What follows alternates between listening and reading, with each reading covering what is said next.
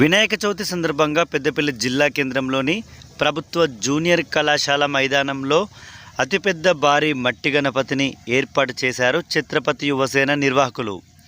ఈరోజు పెద్దపల్లి జిల్లా కేంద్రంలో బుధవారం రోజున సాయంత్రం 4 గంటల సమయంలో పెద్దపల్లి మున్సిపల్ పరిధిలోని ప్రభుత్వ జూనియర్ కళాశాల మైదానంలో ఛత్రపతి యువసేన ఆధ్వర్యంలో 64 ఫీట్ల భారీ మట్టి గణపతిని ఏర్పాటు చేశారు. గత సంవత్సరం కంటే ఈ సంవత్సరం అతిపెద్ద గణపతిని ప్రతిష్టాపన చేసినట్లుగా ఛత్రపతి యువసేన నిర్వాహకులు పేర్కొన్నారు.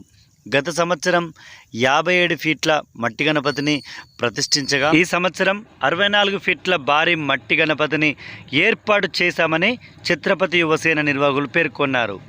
ఈసారి గణపతి శ్రీ వెంకటేశ్వర స్వామి రూపంలో ప్రజలకు దర్శనమిస్తున్నారని, అధిక సంఖ్యలో భక్తులు వచ్చి స్వామివారిని దర్శించుకుంటారంటూ ఛత్రపతి యువసేన నిర్వాహకులు పేర్కొన్నారు. 9 రోజుల పాటు మట్టి గణపతిని ఇక్కడే పూజా కార్యక్రమాలు నిర్వహించి మళ్ళీ ఇదే చోట నిమజ్జనం చేస్తామంటూ ఛత్రపతి యువసేన నిర్వాహకులు పేర్కొన్నారు.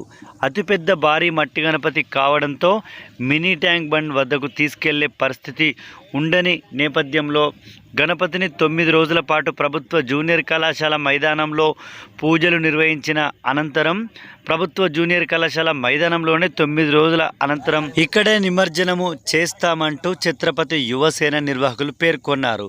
9 రోజుల పాటు ప్రత్యేక కార్యక్రమాలు ఉంటాయంటూ భక్తులు పెద్దపల్లి జిల్లానే కాకుండా కరీంనగర్, వరంగల్, ఆదిలాబాద్ నుండి సైతం ఇక్కడికి వచ్చి గణపతులను దర్శించేందుకు వస్తారని, తెలంగాణ రాష్ట్రంలోనే అతిపెద్ద భారీ మట్టి గణపతిగా పెద్దపల్లి ప్రసిద్ధిగాంచిందంటూ పేర్కొన్నారు ఛత్రపతి యువసేన నిర్వాహకులు.